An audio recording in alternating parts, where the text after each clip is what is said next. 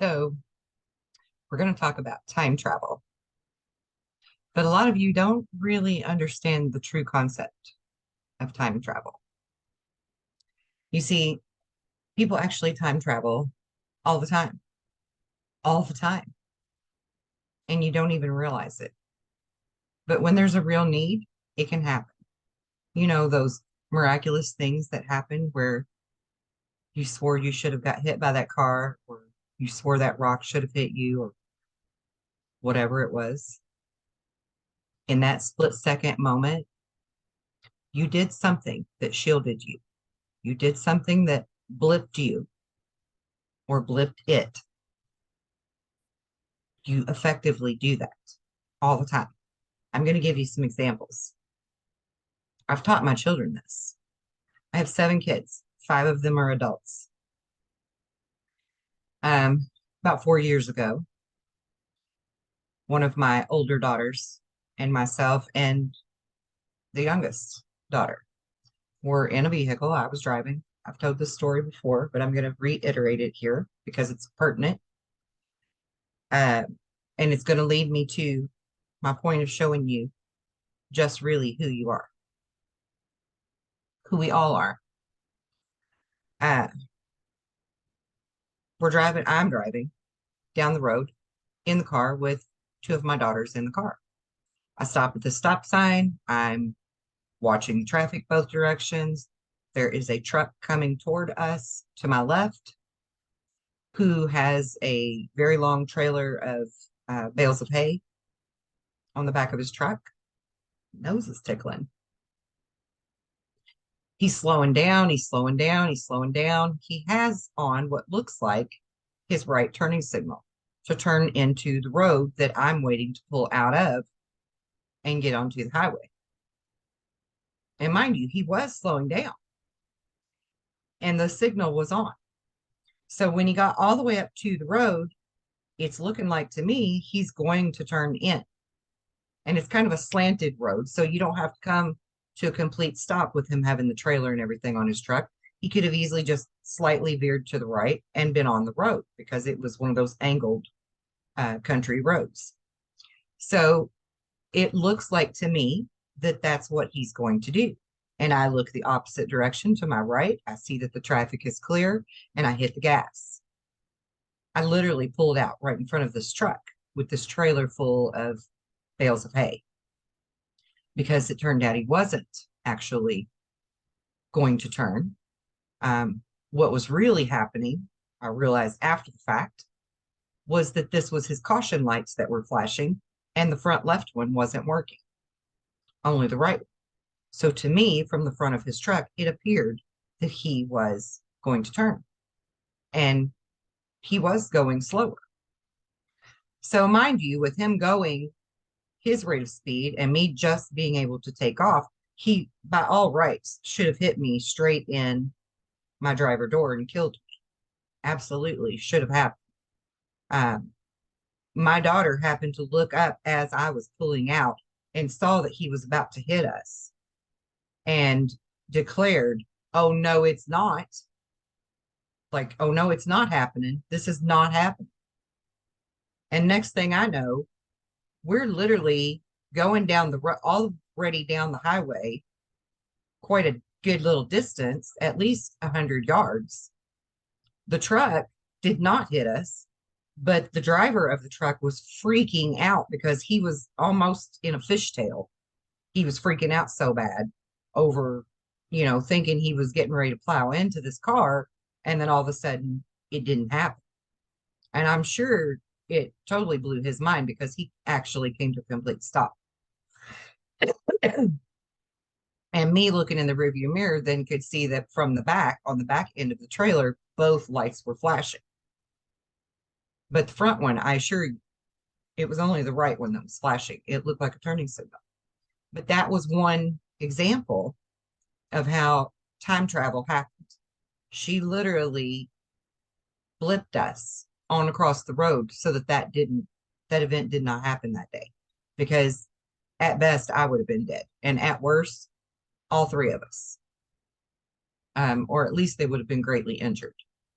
So she saved our life, definitely my life that day. And it even felt like we had time traveled.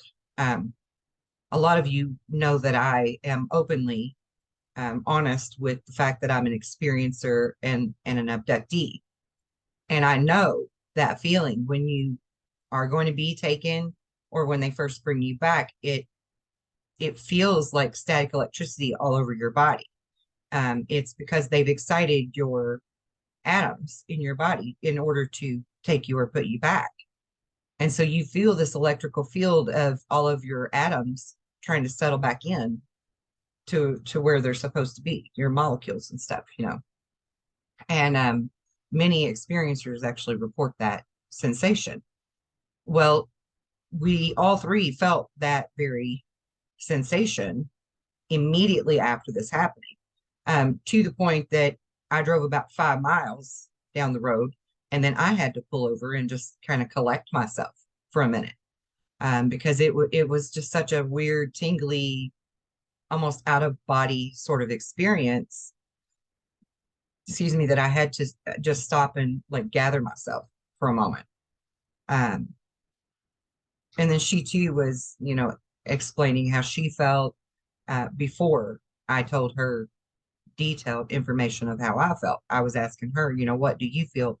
Because to me, that was a very um, familiar feeling. And I was like, you just literally time traveled us. You blipped us out and blipped us over there, you know, just with your thought, with the determination that this is going to happen this way.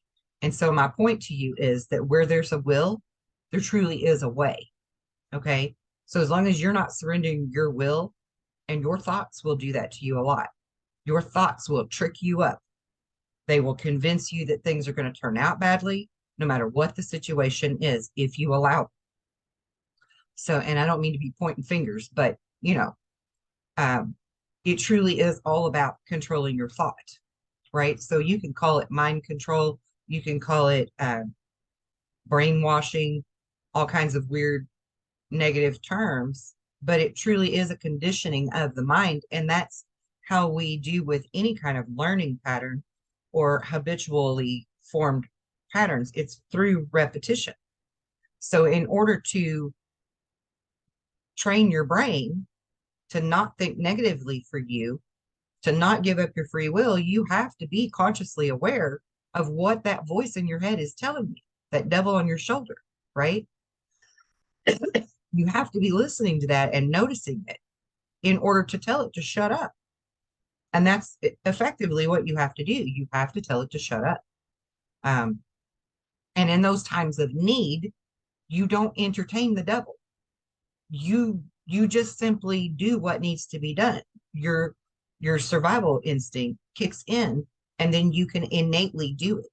You see, it's not like a learned trick or magic to do these things. We are all capable of them. Nassim Haramein and other physicists out there in the world have great work to back this up scientifically, but I'm telling you from personal experience that I know that we can do this. Okay. Um, Even when I was a teenager, before I understood it completely, I could literally be standing in the hallway by my locker and cloak myself invisible.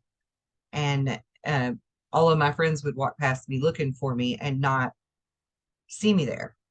And it was just, it wasn't like I was trying to hide from my friends to like to pull a joke on them or something. I just was that moody teenager that, just didn't want to be seen right now and didn't want to talk to people or whatever. And so I just rendered myself invisible. And other people that I've talked to since then are also capable of this phenomenon, what they call a phenomenon. They just always thought it was weird that it happened. Um, I've known people to do all kinds of amazing, fantastic things that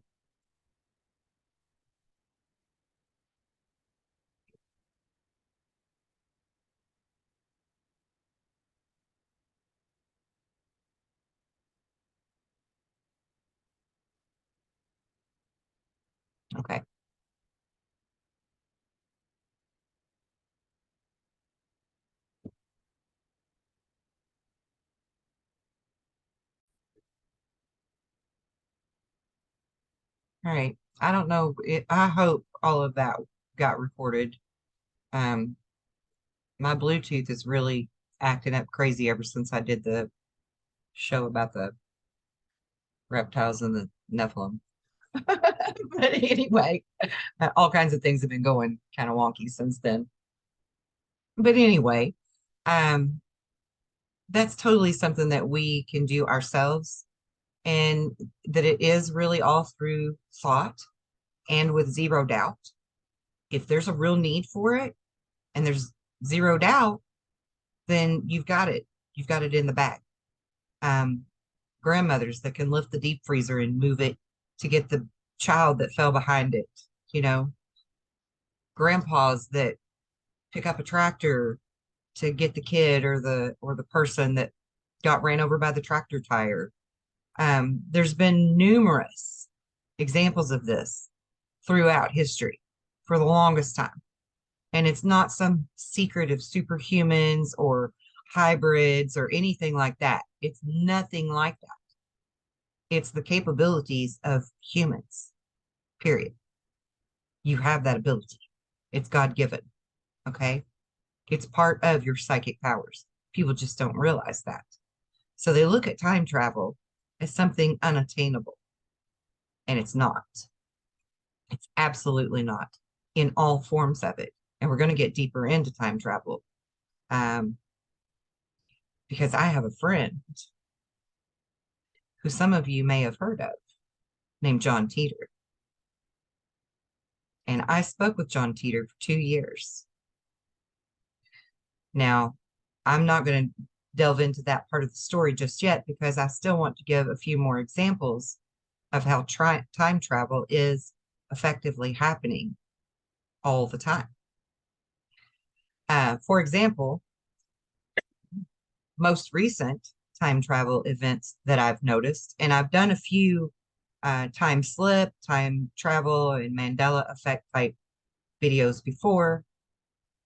The Mandela effect is effectively the evidence of people traveling in time and altering things in our history. And it's a ripple effect or like a butterfly effect, right? You change one thing and several things can change. And the odds of probability on what that is or how extreme depends on the amount of people that are viewing it. That's true with any kind of scientific test. Take Schrodinger's cat, for example, right? Is the cat dead or is it alive? Depends on the perspective because it's really both. So there's the many worlds possibility, right? And that's the beauty of it for you to understand is that we have these many worlds that could play out any given scenario in our life. And you can choose which piece of that world you want in this one. You can choose that. You do have that control. You just don't understand because it's all up in here in your thought. So if I can help you to understand that, we can truly change the world and world events, including cataclysms, not limited to anything. Not even the sky is the limit. There are no limits, truly. There aren't.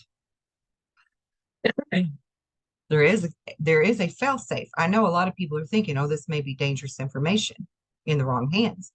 And yes, I guess, if you knew how to manipulate the laws of the universe, God's true laws, there may be a wormhole in there somewhere that you could wiggle through, but you would really have to hope for the best to wiggle through it and not get scathed from it. Okay. Also, another thing about time and time travel, time changing, time slips, Mandela effects. As of January 1st, time really did change. Like all time actually did change legitimately. People like me who work with time, who work with energy, who work with the fields of the earth and the solar system, the galaxy, we have noticed this time change. So, how have I noticed it? Well, the best way that I can prove it to you is with my cell phone. Now, on my, I can't see the clock on my computer right now because I have my Zoom window up. But I think, let me open my phone. Let me just change my view here so that I can see the time. The time on my computer is 10:53 p.m. Okay. The time on my phone is 11:01. I don't know if you can see that or not. Oh, I don't think you can see it. I don't know how to make it bigger. I wish you could. Where is my? Okay, I gotta make my screen bigger. I can't see what the hell I'm doing. All right. So where is my camera? See if I can get this to focus.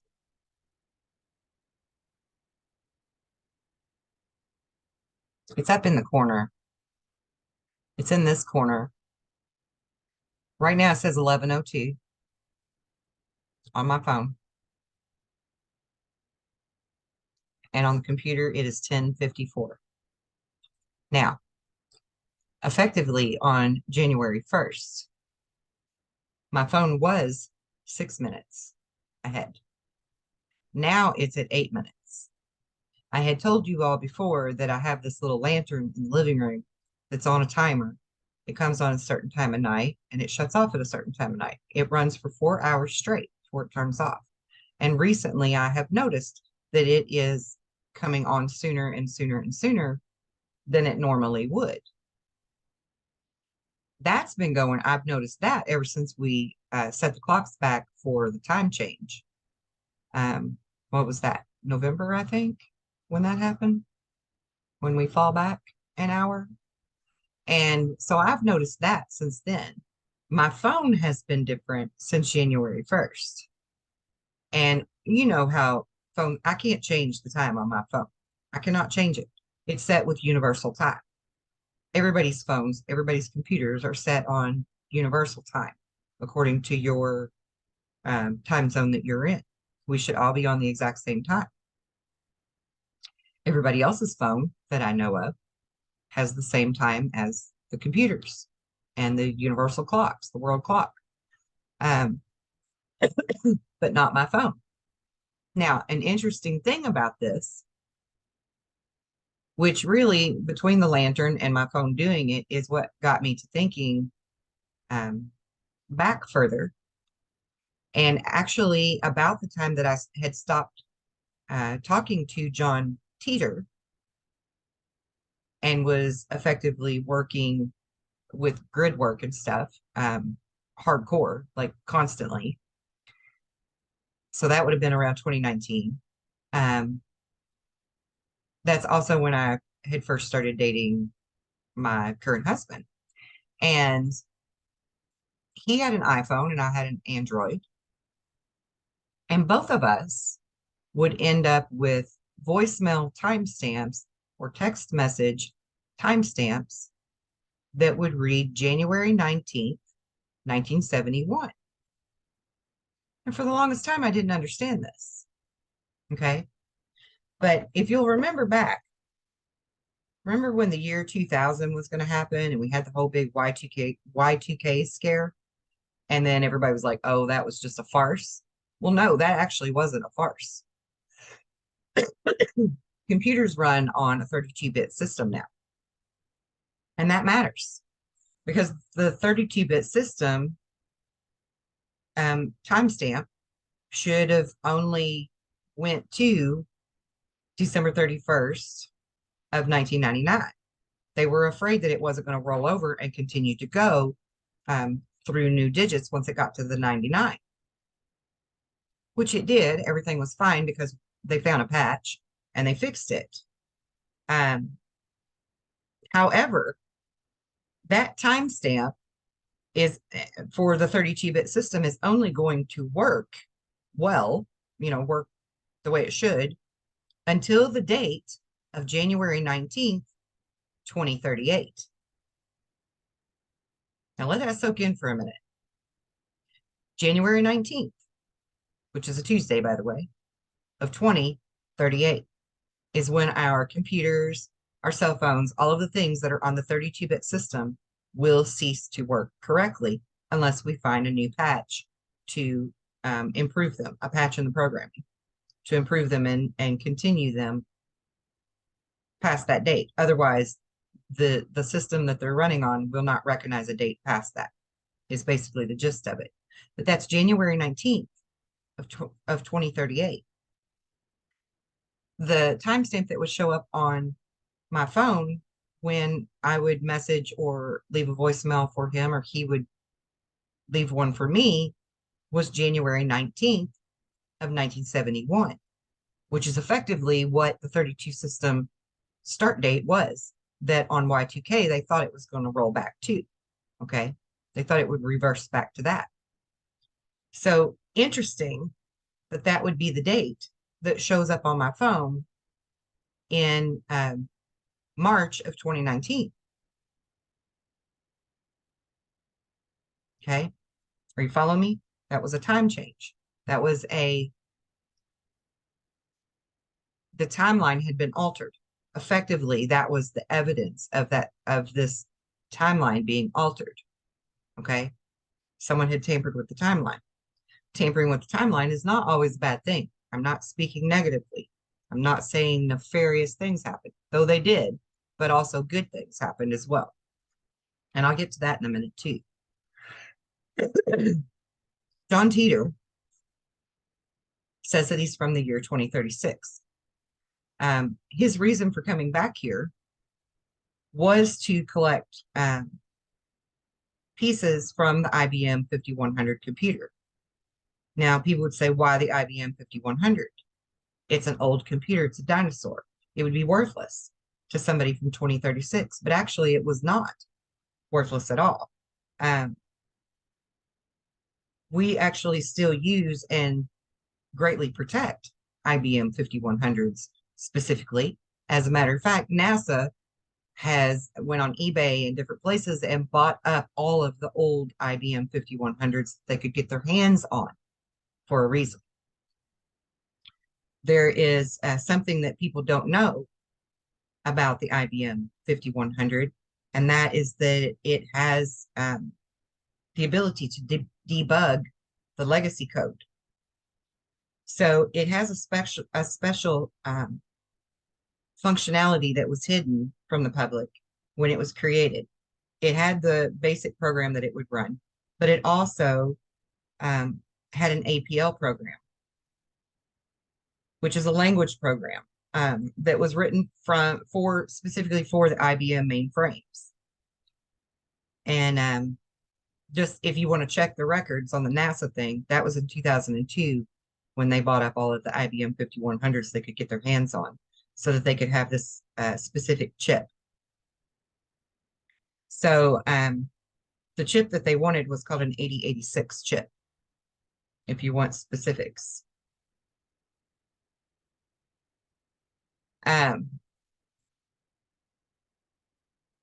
So back to Mandela effects and time travelers and why they would do things for different reasons. Many of you are familiar with, Looking Glass and Yellow Book and Black Cube and things like that.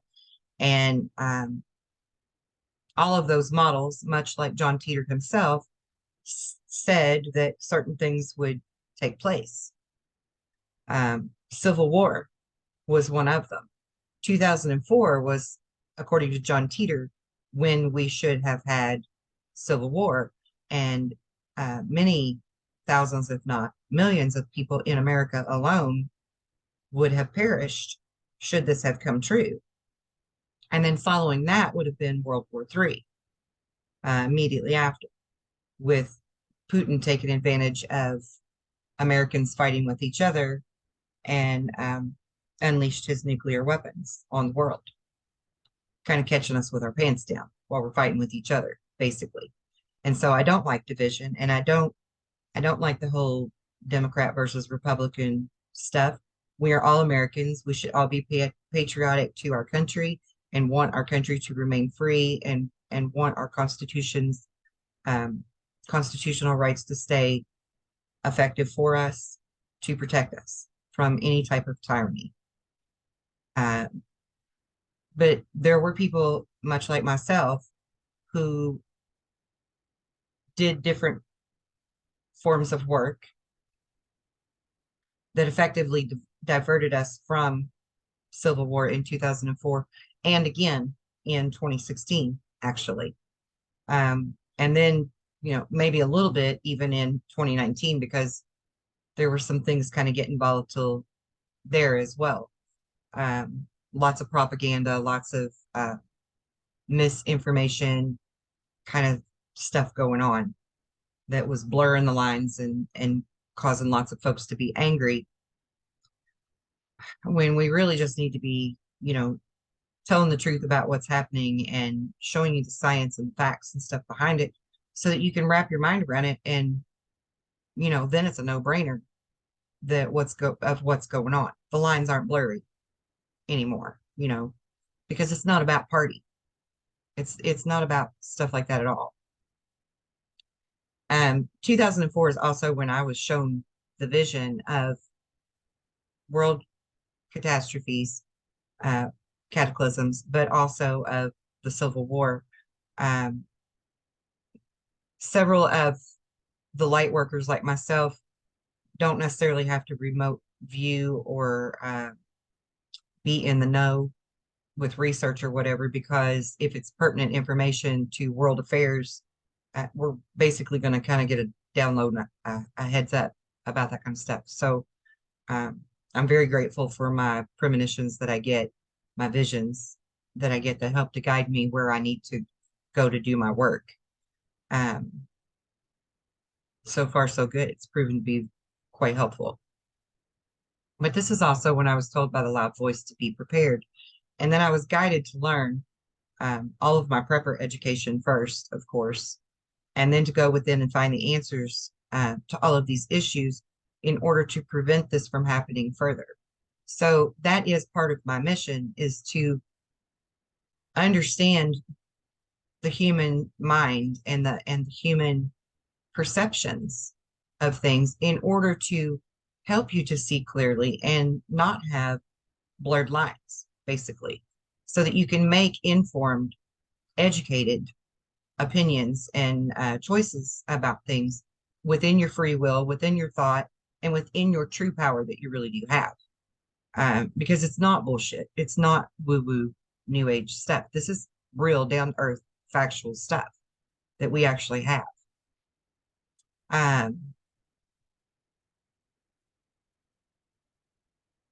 So I first had contact with John Teeter in 2017 and continued to speak with him periodically until 2019. I had never heard of him before. I didn't know anything about him other than what he was telling me. And he was telling me that he was a time traveler, and he was telling me that he was from the year 2036, and so on and so forth. And, so of course, there's no way to really cross reference this to see if it's some kind of a hoax. And I just sort of let my intuition guide me on the things that he was informing me on, and, trusting that this was part of God's plan, that he even sought me out to begin with out of a bazillion people, right? I never cared to speak of it before because I was like, who's going to ever believe that I've spoke with a time traveler? They already think I'm crazy with everything else that I tell them that I know and that I can do and that you can do and that I've experienced in this lifetime. Because literally, I've experienced so many things in this lifetime that it seems like some kind of a fantastic made up story. And trust me, sometimes I wish it was, um, in some ways, but it's not. I mean, I really have experienced these things. I really do know these things.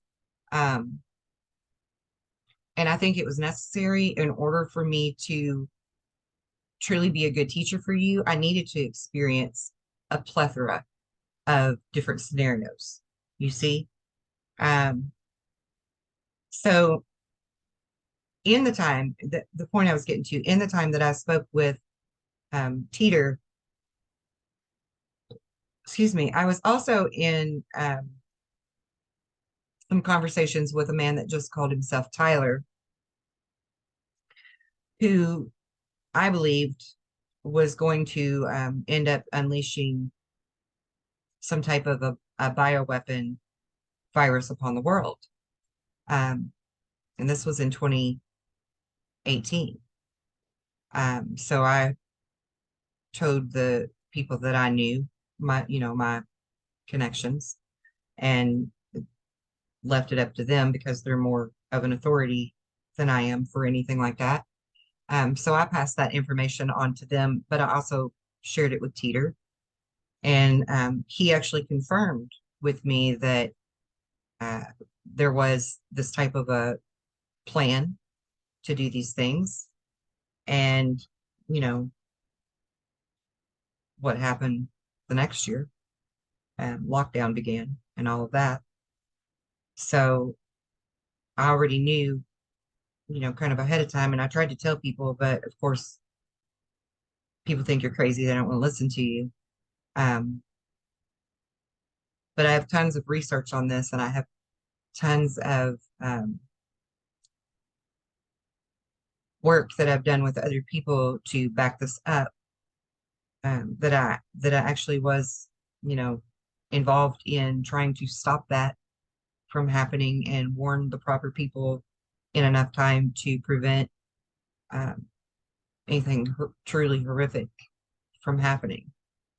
Um, so certainly, I would like to think I did my part in doing that because we definitely fared much better than the media told us we were going to.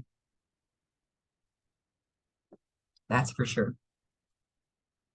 But also, I was having some conversations with a man who went by the name I Spy the Real Eye, who I felt like was probably some type of a double agent, an infiltrator, if you will. And so, those people were reported to the proper people to check into and look into a little deeper. Um, but shortly after the 2004 vision, I got many more visions. They were all showing me like lots of sevens, that sevens would be very, very significant markers of where time is actually being altered. And so I need to bring that up in order for you to understand that when Mr. T first announced that he was going to run um, as a presidential candidate, there were several things that came up in his research that had to do with sevens. Um, and if you just simply type into your search engine his name and sevens, I'm sure you're going to find a whole host of information there. So also, John Teeter himself was or is part of the 177th Tempus Edax Rerum, which is the Latin words for his unit that he was in. He was in the 177th unit. Actually, I think was through the Air Force, if I remember correctly. And he was one of 7 other time travelers who were in this unit. But he's the only one out of the unit that I spoke with. There are also photographs that you're going to see at the end of this video that show some different equipment and different things that he had passed to me. Now, I know that there are people out there now who claim to be the creators of this, like it was a hoax. And I believe them as much as I believe that all crop circles were created by people with boards taped to their feet. Okay. Like the stuff that I was being told and informed about, was no hoaxer. Okay. So they may have tried to do some things to look like that's what they did so that they could take the credit for it. But I assure you, John Teeter was no hoax. Okay. Um,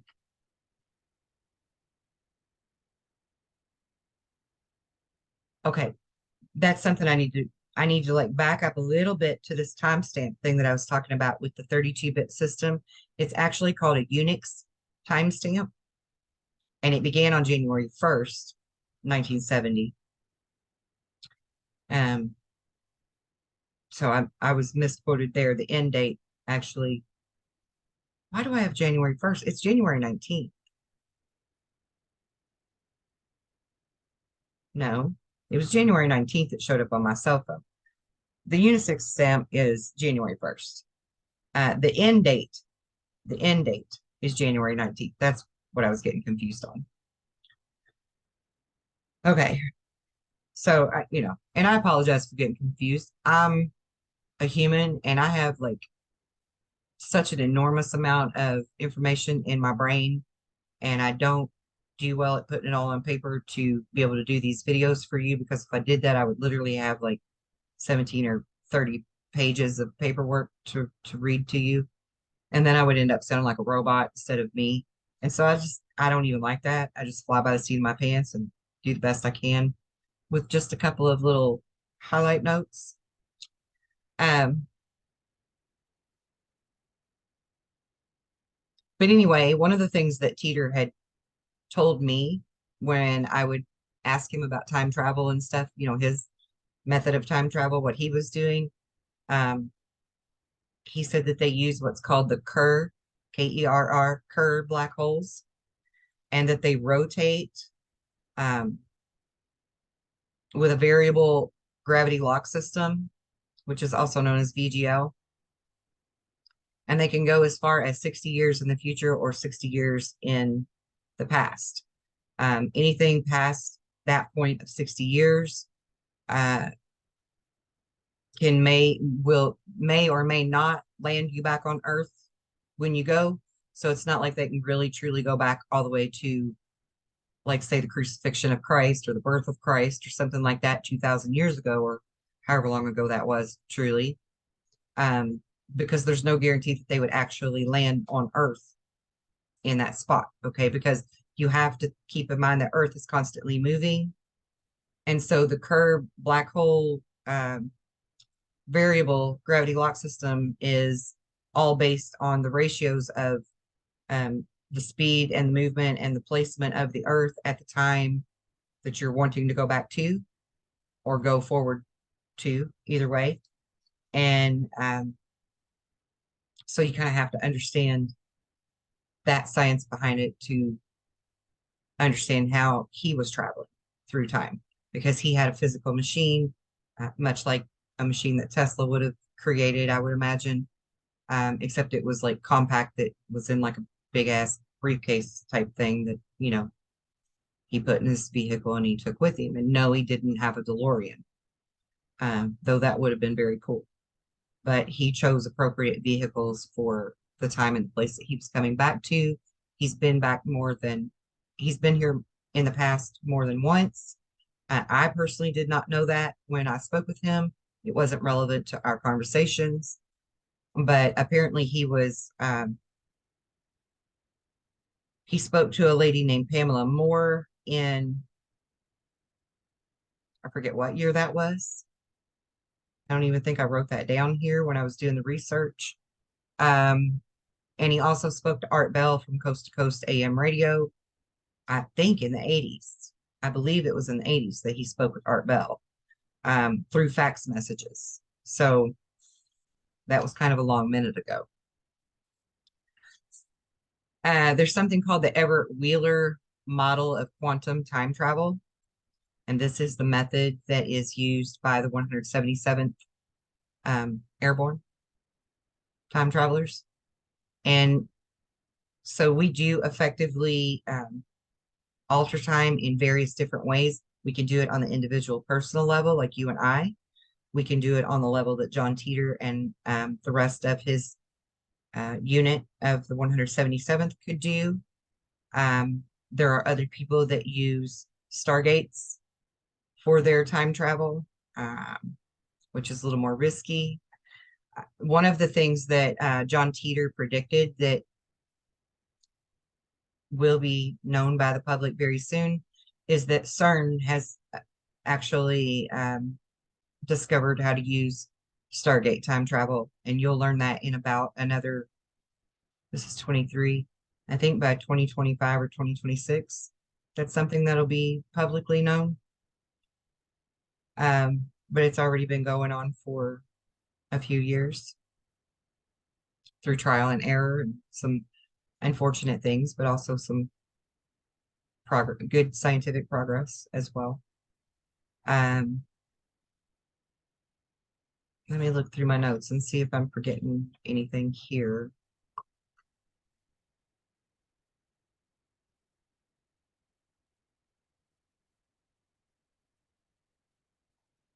Okay, yeah, I think that's about it for these things. And at the end of the video, like I said, I'm going to leave, how long have I been going? I can't even tell. My counter's all messed up now. I will leave photographs that I have to give you a few visuals just on what some of the stuff looked like.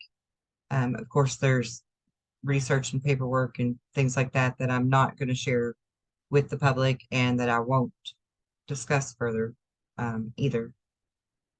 Not that I'm under any kind of a gag order or anything. That's just my own, from my own accord, that those things should not be publicly told and known at this time. It's not anything that's going to hurt anyone to not know. So yeah, it needs to just, stay under wraps till some other things get worked out. But the bottom line here, guys, is that we are in a spiritual war. That's a real thing. Everybody kind of knows that on some level. This spiritual war, this ethereal world, the firmament, is not clearly understood. This is our quantum realm. This is us moving into other dimensions, and fighting this war on many layers.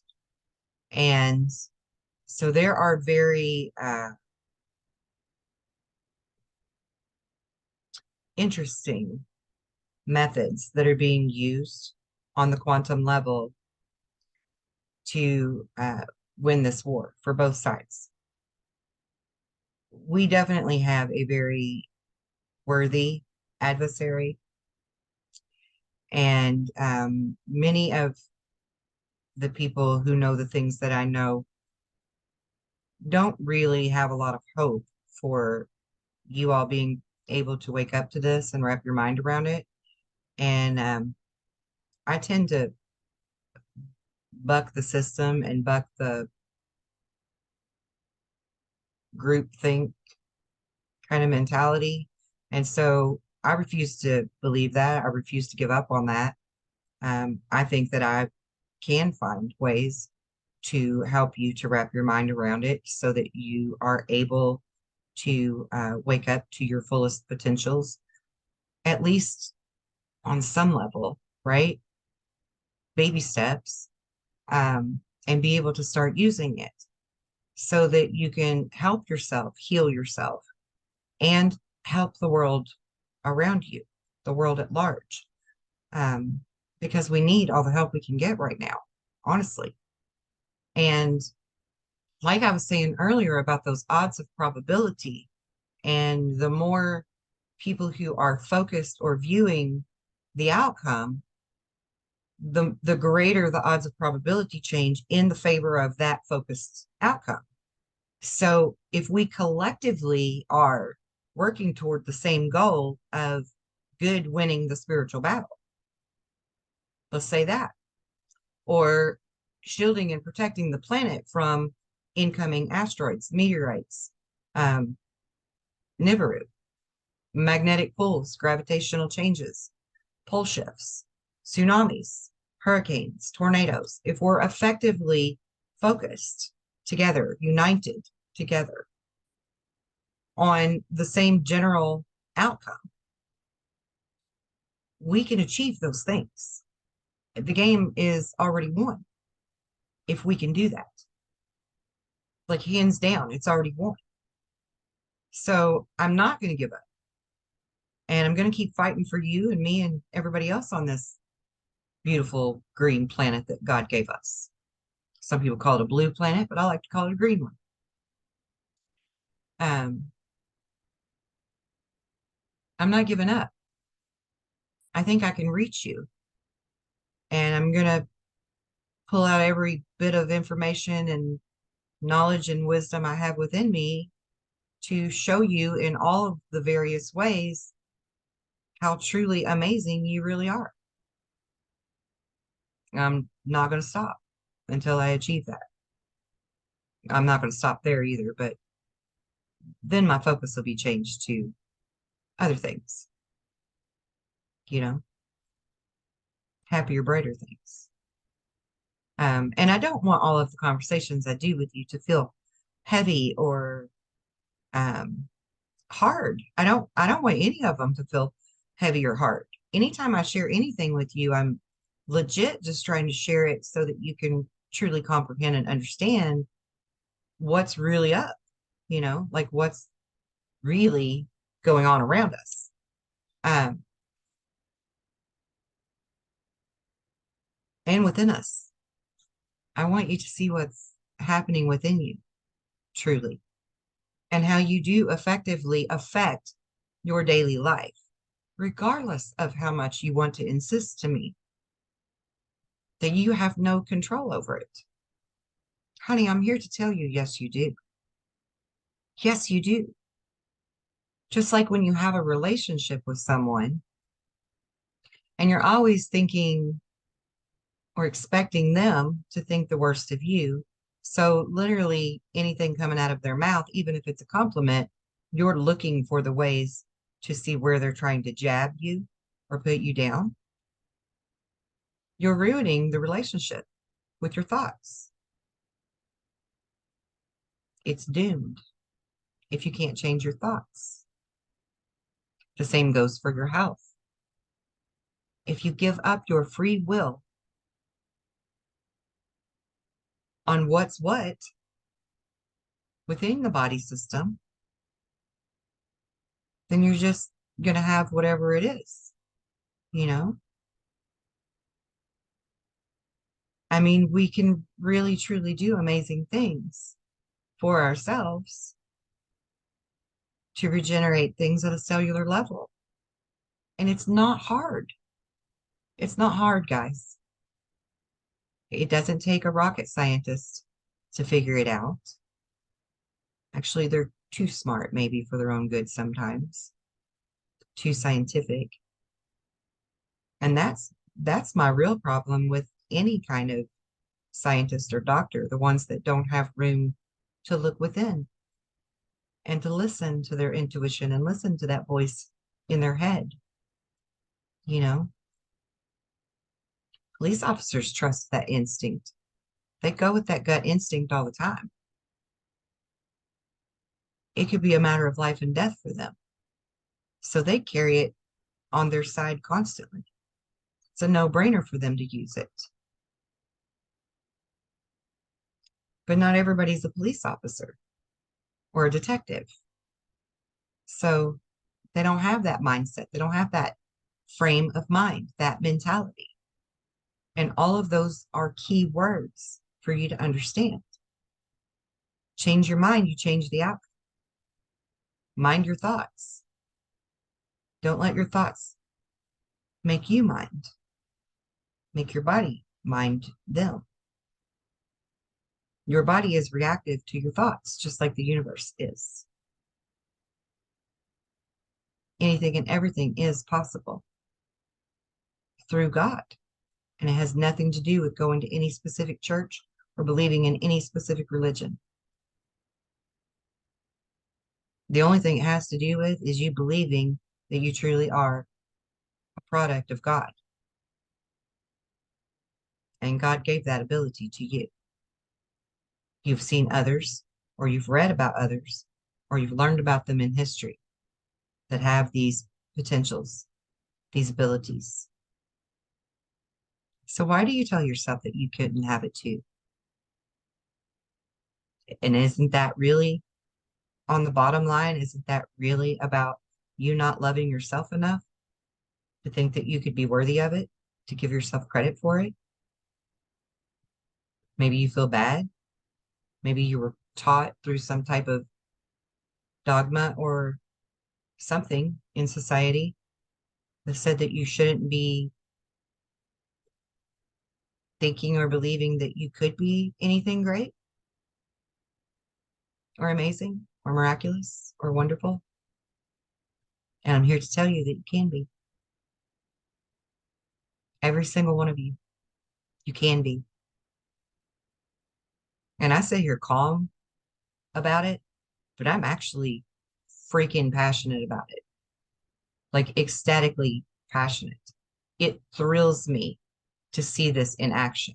Absolutely thrills me because we can do this repeatedly. It's not just a one-time wonder.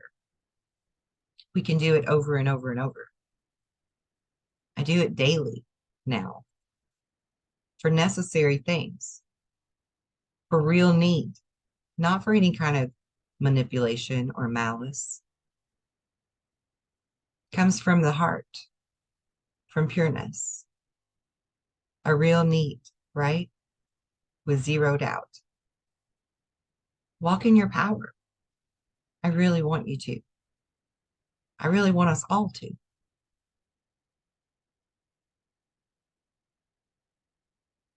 And I mean, really, if you think about it, for all of the silly naysayers out there that have accused me of being a brainwasher before, like, why would I be trying to teach you how to read people's energy and manipulate energy to heal and change things and outcomes if I was any kind of a manipulator myself?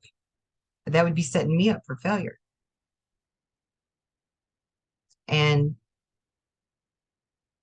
like, I genuinely want you to feel this freedom. I genuinely want you to feel this level of health and happiness and hope because I know what it feels like to not have any of that. I know it intimately, firsthand. I know it. And I know that with changing our thought, we can change so much about our life. So much. So, again, thank you for listening to my videos and thank you for being open to learning something new about you. And I'll see you again real soon. And until then, be well and be blessed in love and light.